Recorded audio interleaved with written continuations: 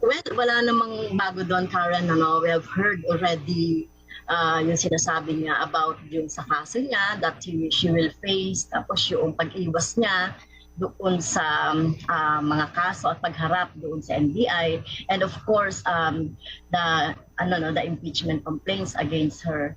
So there's nothing new.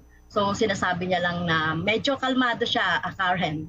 Kalmado siya ngayon doon sa kanyang press conference. Okay, so there are two impeachment complaints filed against the Vice President, and there's a third looming in the horizon.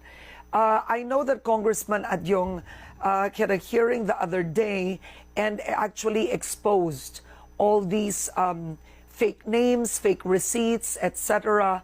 What is the status of that third impeachment complaint? We just heard that from one of our colleagues that a group of religious people would file on next week. No, so that's why Karen, the first two impeachment that were filed a few days ago ay hindi pa siya tinatransmit, no, or sinisend sa office of the speaker kasi naantay pa yung pangatlo. Okay, but what you're trying to say is the third is already certain? Yeah. So the third is already certain that would be submitted daw by next week. Kasi pag sinabit yung dalawa, without yung kapag wala pa yung pangatlo, baka ma-technical. So tatlo yung i-transmit sa speaker so that it would be transmitted to the Committee on Justice later on. Okay, what do the House rules today? What does it state? Do all three impeachment complaints, after it's sent to the office of the Speaker, does it have to pass through the House Committee on Justice first before the plenary? No, if the third complaint has already reached the required numbers of House of Representatives who would endorse the third impeachment complaint, well, yun na yung itatransmit. So if it is not, parang i-consolidate the three impeachment complaint. Okay, and what is the required number of representatives to endorse? So 1/3. So the Secretary General said it's at least 103 members of the House. Okay, and that's just to endorse. Yes. So but what about so that parang ano na siya, no, Karen? It would be automatically endorsed to the Senate pag nakuha na po yung required number. Okay, but what about the determination if these impeachment complaints are sufficient in form and in substance? Shouldn't the House Committee on Justice thresh that out first? Well, kapag merong consolidation, Karen, so tignan natin, no, kasi the speaker, I don't know, the Secretary General have already scrutinized ng yung form. So it's up for the Justice Committee and the Rules Committee to find out its yung content po and substance. Yes, but what essentially you're saying is you don't have to pass through the House Justice Committee, that it doesn't have to be heard. Yes, so yun kasi yung yun ang guidelines and rules. So pag nakuha na yung 1/3, at least but who determines that the complaints are sufficient in substance if there is no hearing in the House Committee on Justice? Well, titignan pa rin ng Committee on Justice itong content and substance. Kapag nakita naman doon Karen na okay naman yan, ay immediately ay itatransmit na yan sa plenary and then to the Senate. Okay. Now, I believe you just have 4 days left. Is that correct? You have 4 session days? Yes, up to December 18. So are you optimistic that this can be transmitted to the Senate within the 4 session days, or frankly, there's a lack of time? Well, hindi kami masyadong optimistic, no? But Oo. I hope for the last 3 days ay matatransmit yan, and pwede naman, Karen, no, after Christmas, no, mag-convene the Justice Committee or the Congress para desisyonan yung transmittal nito sa Senado. Okay.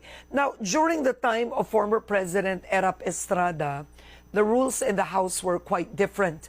It was quite controversial then when Speaker Manny Villar essentially just called out to the plenary and asked representatives to vote yay or nay, right, for the impeachment complaint against then President Estrada. In fact, they didn't even take numbers on the floor right then.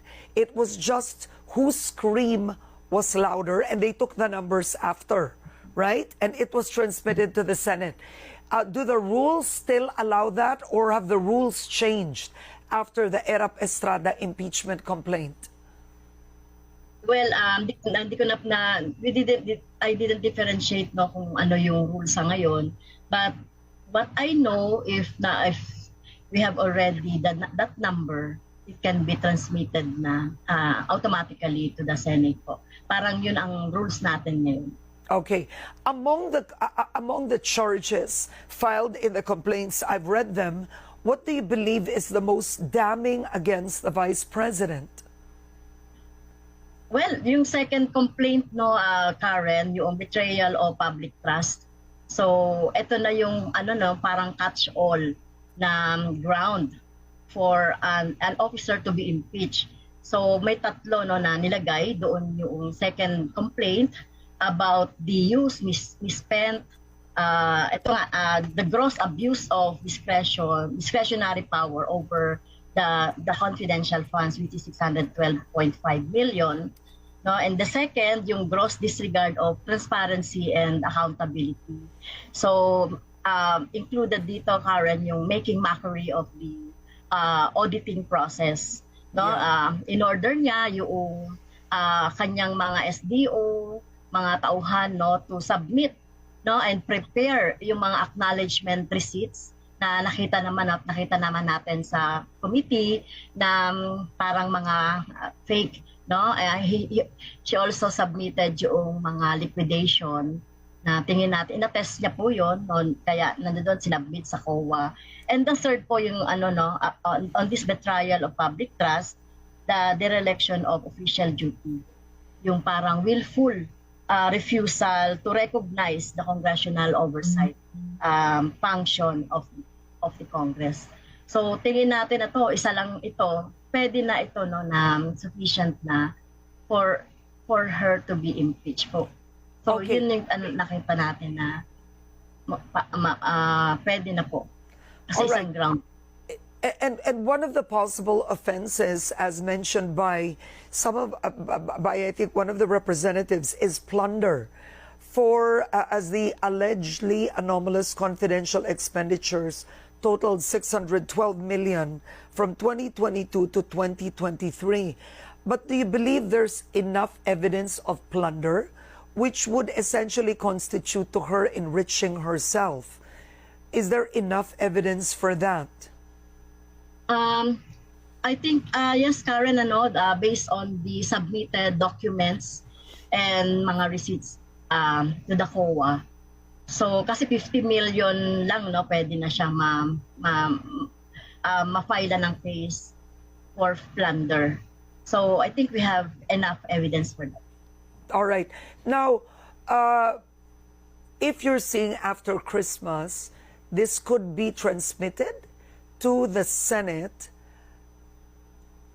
Is there a proactive move right now to gather the 103 to 106 signatures? Well, kami, Karen, we are gathering signatures. No, meron namang nagsabi sa amin, no, especially sa mga minority. But we are still wait and see for the third impeachment complaint, na kapag meron na silang enough number, ay nakita naman natin yung substance, no, and form, nakita natin we could join the majority. All right. Anything you'd like to add, ma'am? Well, sa ating pong mga kababayan, no, so impeachment is the most democratic and constitutional way to account airing highest officials of the land, at ito po ay dapat nating mas baybayan at makita po natin na dapat na panagutin yung official of the land kung nagkamali po siya, at magiging lesson po ito sa mga susunod na mga officials po na dapat ay accounted for yung pondo na ibibigay sa ating mga opisyal ng gobyerno, dahil ito po ay taxpayers' money na dapat nating pangalagaan. Okay. Now, before you go, there's also an ethics complaint that has been filed against you by an indigenous peoples group. This group says that you should be removed from your House seat because of a lower court conviction on endangering minors. So let's discuss this a bit. What's your plan of action with this? And first, why don't you explain why you were convicted by the lower court? Well, Karen, the case is other forms of child abuse. So, sama ka nga, sabing gano'n sa korte, endangering the lives of the minor, na pinalakad daw namin for how many hours, no, doon sa masukol na mga daan. Pero the court, di ata niya nakita, no, bakit naglakad ng ganon yung mga bata, no? They are asking for a rescue that night, Karen, na kami naman sumalubong kami, no, doon sa tawag ng mga teachers dahil they are at the bricks of death. They were the schools were closed, and then pinalayas yung mga estudyante at saka ng mga teachers. That's supposed to be a school dormitory for other students po na nasa malayong lugar. So, yun po yung nangyari doon. Nakita yung pag-endanger daw namin, pero hindi nakita yata ng lower court bakit sila napalayas doon sa lugar at sino yung nagpalayas at nag-cause lalo ng endanger sa ating mga estudyante. So, Okay. parang yun yung summary noong decision. So, kami daw ay nag-conspire with the teachers, no, na gawin yon, conspiracy daw. So yun, so originally 17 yon yung nasa case, 4 were acquitted, yung mga pastor, tapos kami ni Casatur, the teachers and other volunteers were convicted. Okay, but did you, since what you're saying, the motivation was essentially to assist and rescue, right? The Yes. students. Yes. Why did you report it to the police? And yung pag-rescue po ay alam niyo po yung mga teachers before the incident nag-report na sila, nagpa-blatter na sila, pero walang ginawa yung mga police doon sa lugar. No, in fact nga po yung mga sinabmit nilang mga complaints ay hindi talaga inaksyonan. So yun yung sinabi ng mga teachers and administrator. So wala na, parang that's already in an emergency situation. So mukhang hindi na yun nagawa, Karen. Okay, because based on the complaint, it doesn't seem like it was a rescue mission on your end.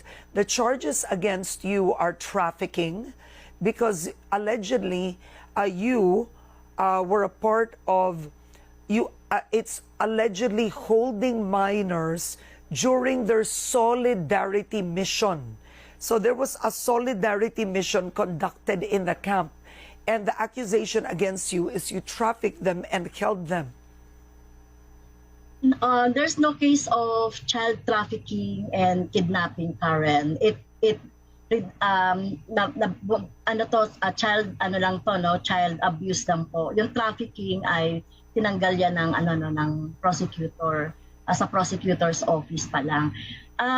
The Save Our Schools movement conducted a national solidarity mission where Casatur and I and other volunteers were invited, no, because a month before that there were food blockade, tinaharang po yung mga supplies na dinadala po dun sa school.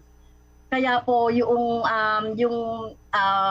school with the executive director nag-ano po no, tumawag po ng tulong no sa amin sa national para kausapin no yung ating. In fact, that a day before or on the daytime nakausap namin yung DSWD, yung Department of Education, we went to the LGU pero hindi namin nakita si Governor. So yun po, nag-courtesy call kami at nagpunta kami at para sabihin, bakit kami nandoon? At wala kaming intensyon to kidnap, to traffic, or to abuse the children. No? Na kinabukasan dapat kasama pa nga yung DepEd doon sa Solidarity Mission. But a night before that, nangyari na yung emergency situation. And but if that was your intention, why would the Atamanobo Tribal Council of Elders see this otherwise? Because those that filed the complaint against you were the elders of the very tribe that you claim to have tried to rescue. Why would they misinterpret it? No, ang nirescue namin doon, Karen, are the students that are not in that place. Yung mga estudyante that are studying on that place remained in the community. Kasi ito ay dormitory school. May mga ibang may mga katutubo po na nanggaling pa sa far flung areas na hindi naman po talaingod. So yun po yung nirescue namin. At yung mga elders sa Talaingod na nag-complain, so doon sila. So we don't know, Karen, so nakita naman natin na tingin natin ay they were just used noong mga individual tao na talagang talagang gusto kaming idiin doon sa kaso at talagang this is a political harassment.